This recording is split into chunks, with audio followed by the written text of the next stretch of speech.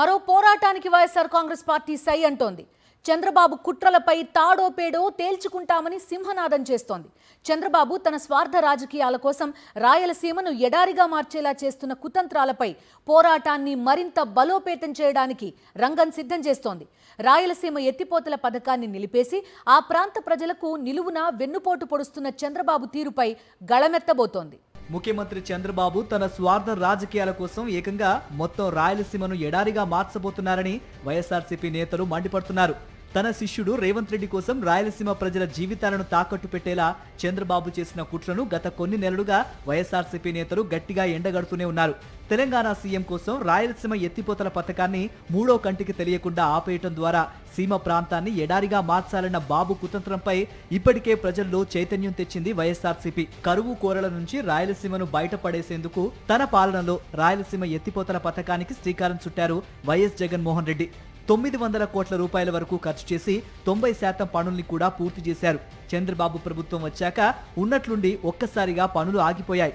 Contractor లోపమో ఇతరత్రా కారణాల వలన పనులు ఆగాయని మొదట్లో రాయలసీమ వాసులు అనుకున్నారు. కానీ చంద్రబాబు తెలంగాణ ముఖ్యమంత్రి రేవంత్ రెడ్డితో సమావేశమై 4 గోడల మధ్య ఇద్దరు ఒక నిర్ణయాన్ని తీసుకుని లిఫ్ట్ పనుల్ని ఆపేసినట్లు తర్వాత తేలింది.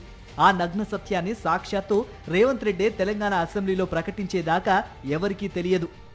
సూటిగా చంద్రబాబు నాయుడు గారికి విజ్ఞప్తి చేసిన నేను, రాయలసీమ లిఫ్ట్ ఇరిగేషన్ మీరు ఆపితే మేము ఏదైనా విషయాల మీద చర్చకు వస్తాము, లేకపోతే మీతో చర్చించడానికి అవకాశం లేదు.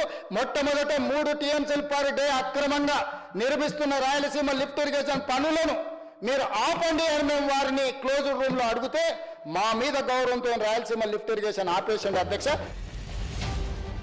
చూశారు కదా, ఇది చంద్రబాబు కుట్ర కుతంత్రం. రేవంత్ రెడ్డితో 4 గోడల మధ్య కూర్చొని చేసుకున్న ఒప్పందం ప్రకారం రాయలసీమ ఎత్తిపోతల పథకాన్ని పూర్తిగా నిలిపివేశారు. దీంతో రాయలసీమలోని 4 ఉమ్మడి జిల్లాలతో పాటు పక్కనే ఉన్న ప్రకాశం, నెల్లూరు జిల్లాల ప్రజలకు మరణ శాసనం రాసినట్లయింది. చంద్రబాబు పొడిచిన ఈ వెన్నుపోటు దెబ్బకు రైతులంతా ఆందోళన బాటపడుతున్నారు. ఈ నేపథ్యంలోనే రైతుల పక్షాన పోరాటాన్ని బలోపేతం చేయడానికి వైఎస్ఆర్ కాంగ్రెస్ పార్టీ సిద్ధమైంది. రాయలసీమ ఎత్తిపోతల పథకాన్ని పాతాళంలో తొక్కివేసి మభ్యపూరితమైనటువంటి చేష్టలతో కాలం గడుపుతున్న చంద్రబాబు కూటమి ప్రభుత్వానికి బుద్ధి చెప్పటం కోసమని పెద్ద ఎత్తున ఉద్యమ కార్యాచరణ పథకాన్ని రచించాలా అన్నటువంటి నిర్ణయాన్ని ఈ రోజున వైఎస్ఆర్ కాంగ్రెస్ పార్టీ జిల్లా రాయలసీమ అధ్యక్షులందరూ కూడా నిర్ణయం తీసుకోవటం జరిగింది.